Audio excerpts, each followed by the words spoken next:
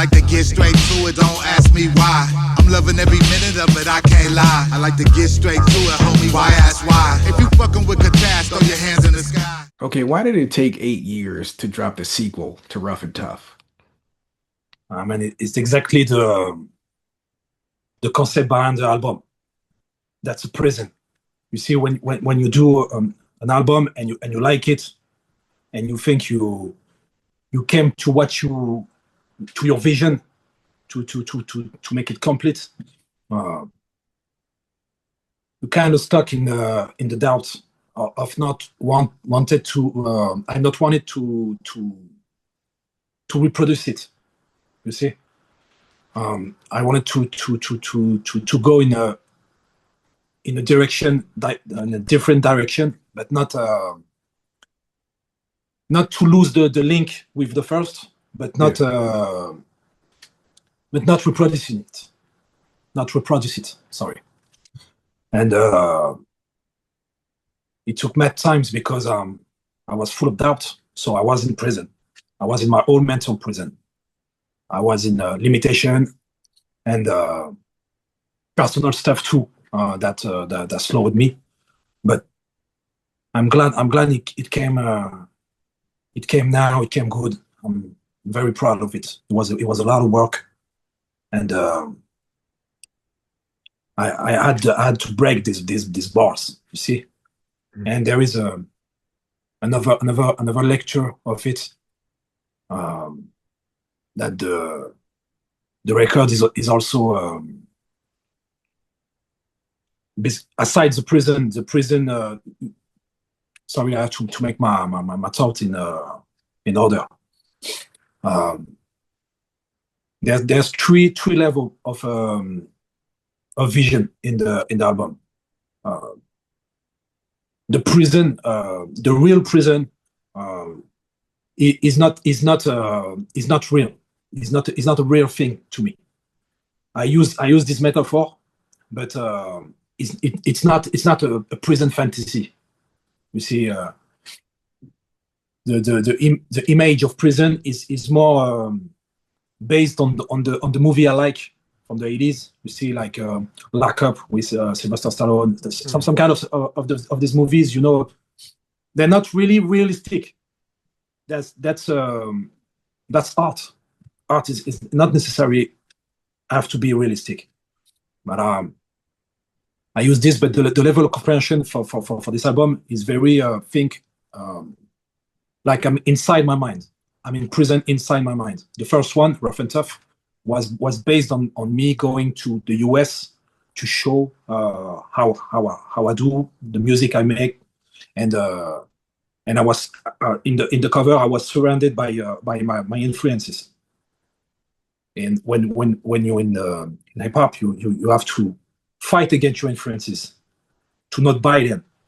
It's very hard because when you start, you start with the full influence. Mm-hmm. So you have to find your sound. I think it's necessary to have your influence that appears in your music, because that's a way to pay homage, but not reproduce it piece by piece, doing the same programmation that him, use the same sample as him. So it's not that type of thing. It's more a combat. You combat against your influence. And on the second, I fight against myself to make it complete. Okay. Yeah, with my accent, it's gonna be hard. No. It's perfect. It's perfect, man. That's funny. I forgot who I was speaking to recently. God, I'm blank. I'm sorry, but I think they were in France and they were speaking English. So you grew up learning English in school? No, No? man, I'm a school dropout. I don't Okay. know if you can say this like this, but I wasn't go too far at school. But Okay. believe it or not, I learned the English language with music. That's Wow. the music that made me wanted to learn this language. Now I read in English. I have trouble to explain vocally, Mhm. but when I read perfectly English. It's just you know, but that's the hip hop culture that make me learn the English. I wanted so bad to learn and understand what I hear. Yeah. First, when I was kid, I love the sound, but I have to get the meaning. Okay. Now, there's a theme throughout the album where you touch on issues with sampling. Yeah. How many lawsuits have you had to deal with for sample clearances? I mean, that's a tough question because in the underground, we don't clear nothing. So we have to shop better to make it unrecognizable. Mhm. Uh, I have on it. I have sample that was already used, but it's not recognizable. Some people some people did joint with that sample very well. It well no, sorry, but mine is so pitched down, it's so cut it and invert, etc. So you can recognize it at first. Yeah, you have to really know the original music that I used, Yeah. and I think there is art in it. But this question has been debated for a long time. Is sampling, is stealing, or art? To me, it's art. It's art. Of course, when you make money with the music you sample, you have uh, to give the owners his part. To me, there's no discussion on it. But when you don't make money like me, because I don't make money with the music, that's not my job. I make music because I love it, and I need to put out this. But the music I make don't make me rich. Don't make me rich. So I don't pay mine to the sampling issue. If somebody find it offensive and come at me, I will discuss with the person. But if they want to press charge, that's on him. But I got nothing to do to give. You see, Yeah. man, that's hip hop is a poor culture at first. Hmm. I grew up poor. I didn't have the chance to learn instruments, etc. But I learned the machine. I learned the machine. When I have the chance to put my hand on it, I learn it, and I love the fact that you can take things that you love so much and doing something completely different with it. And with hip hop, we discover a lot of artists that were supposed to disappear with time. You see, a lot of hip hop producer, high level producer, Hmm. make younger generation discover uh, somebody like Bob James. Right. Ask any kids from the 90s that don't listen to hip hop. They don't know Bob James. The Ha- kids that don't listen to hip hop. Well, okay. Yeah, yeah, You yeah. see, in France, for example, I don't know how is it in the US, Uh-huh. but here in France in the 90s, everybody was listening to Eurodance. You see what it is? Yeah. Too Unlimited, Dr. Alban, that type of Hmm. things. They didn't know Bob James. The young people in the 90s, my generation, I'm born in 82. The people of my generation, if it was not for hip hop, they do not know Bob James. Here is a fact. Yeah, I think it's the same way here. I wouldn't know who Bob James was, if it wasn't for hip hop. Yeah, me too. Okay, that's fair. Yeah, and there's a lot of artists that we discover through And I hip hop. took I took Bob James because he's well known. But Yeah. now we can talk about obscure artists that have as much talent as Bob James, but they're less known. from the younger generation. Right. But the sampling, and the willing to do something with music, put you in a record store and make you look everywhere. You look in reggae, you look in soul, you look in new wave, in rock, pop. You look everywhere. I can take a sample from Roger Rabbit and make a hardcore beat with it. That's the beauty of the sampling. That's something I love. I very love. Yes, yes, yes, me too. Okay, you have a song called Breakout with a guy that I've Yeah, known A1. for years, A1. He's giving me Salute good to A1. advice. Yeah, Great man. guy. Good dude, good dude. How did Yeah, that yeah. collab come about? That's my main parental producer from France that know him very well. And I opened it for them in Paris. I did a quick DJ set for them, and we connect like this. And when I was working on the album, I thought about it was at first it was supposed to be a super hardcore record, only a hardcore speeder. But I had to balance it with people that have then more rugged, no, less rugged, but more intellectual on the vision. Mhm. And A1 was perfect for it. And he did the track, he did the intro, he really helped me to solidify the vision. So shout out to A1. Yeah, no doubt. Now, what I love about your production is your bass lines. Thank you, man.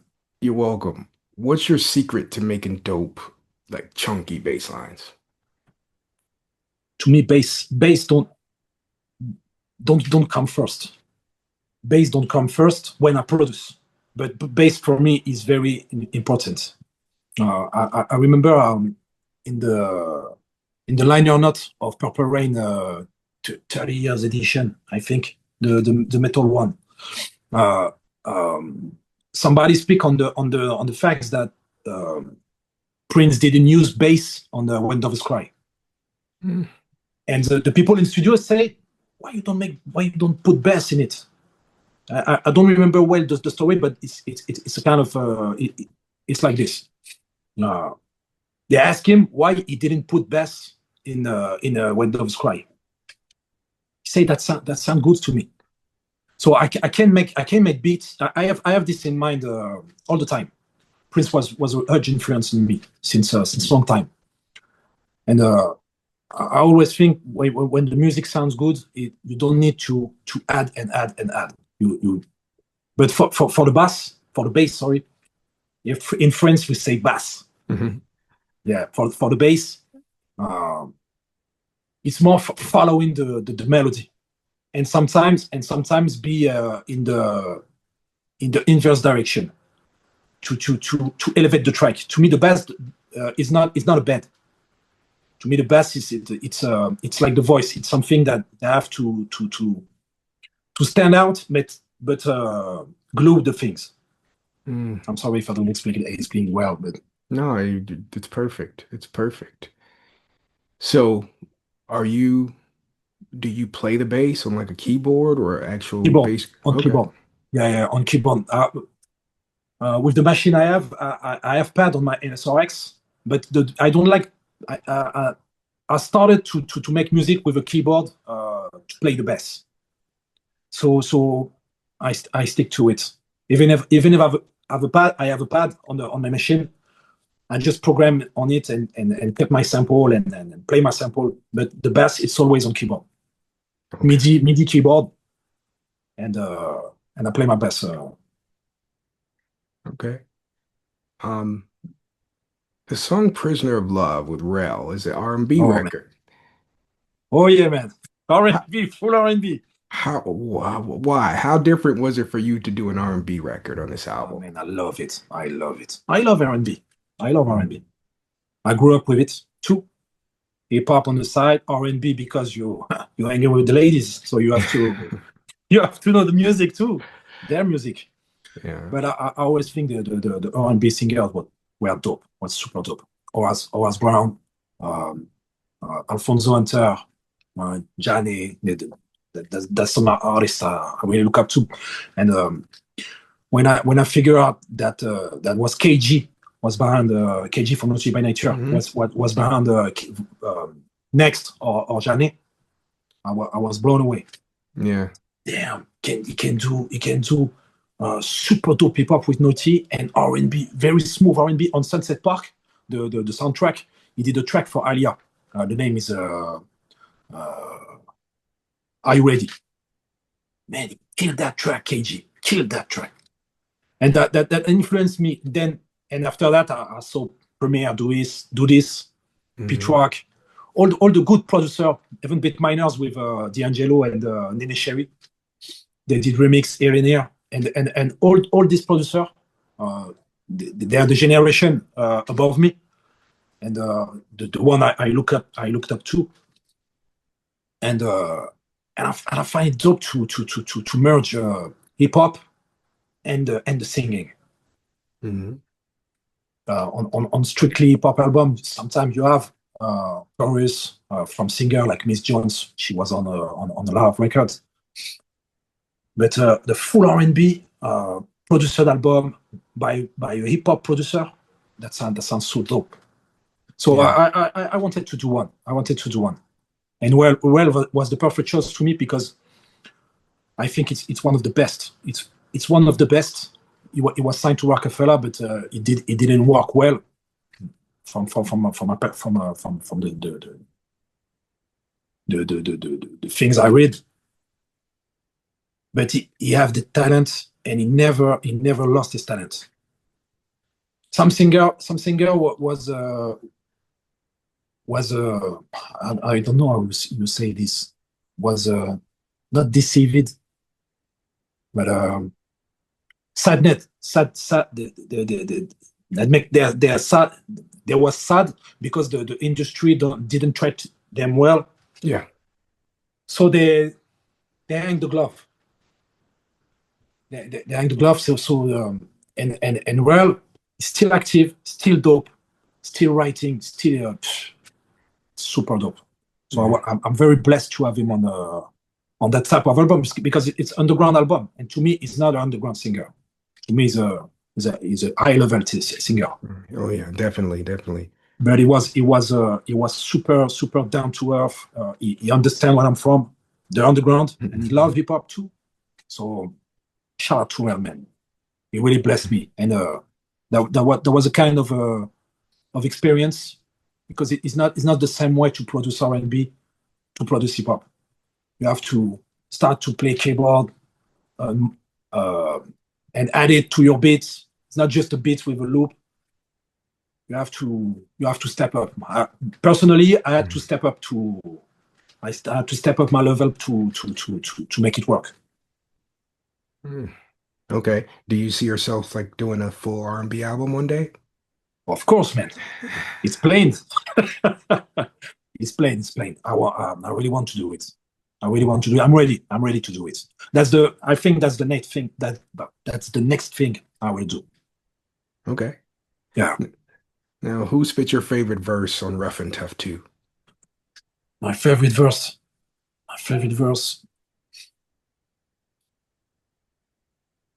Man, I like Tash.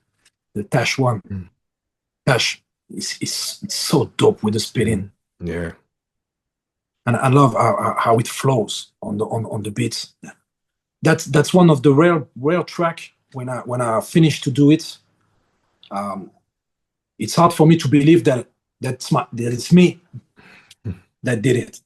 You see, simple. It's a break with a bass, but how it sounds to me that's things I always wanted to do. That's the type of jump I always want to do. The hardcore stuff, I do this every time, but the more melodic stuff, I'm really into it, and I'm glad I can, because I'm very picky on the beats I put out. I do a lot of jazzy beats, things I like to do, but I don't like to put out. It's for me. That's some kind of prison too. It's a mental prison. I'm very I see what I have to put out, and the rest I have to be put aside. Why? But why do you have to put them aside? I don't know, man. That's my friend Azaya always call me Q-tip. He called me Q-tip because Q-tip was like this, and I'm very blocked on and selective on the type of music I want to put out. Mm-hmm. And it's in my mind. I can collect all these beats and do an instrumental album, etc. But I have a vision, and I'm slave to my vision. Okay, last question, man. Who is the Ruff N Tuff 2 album made for? It's made for people that like the full album with a story. Mm. It's made for people that like not only compilation, because to me it's not a compilation. You see a lot of compilation with European artists, with US MCs, and some are very dope, some are less dope, but that exists, and everybody do this thing with his heart, if they do it with their heart. But to me, I'm very I love albums. I always listen to albums. I don't listen only to singles, or I don't have a playlist with only singles or track. Me, when I listen to music, I always listen full album. Even the track I don't like on the album, because it's a part of the journey. It's a global thing. It's a picture. If I scratch a part of the picture don't really make sense to me. So I have to have the full thing. Sorry, and that album was made for the people like me, because I made it for me first. Always, if I wanted to make music for people, I think I will not do that type of music, because that music don't sell. It's not a type of music that sells. And here in my country, in France, I'm respected for what I do, but not commercially, because in the air, on air and the radio, in the airwaves, and etc. You have very different type of music. So me, I'm more in you see, I'm in the underground, but the trap under the underground. Mm. But I'm cool with it. I'm cool with it because I love it. I do that music because I love it. And if people like it, I'm happy. All right. Venom, thank you for joining therealhiphop.com. Thank you, man. Thank you for having me. Much respect. You're welcome, man. Peace. Peace.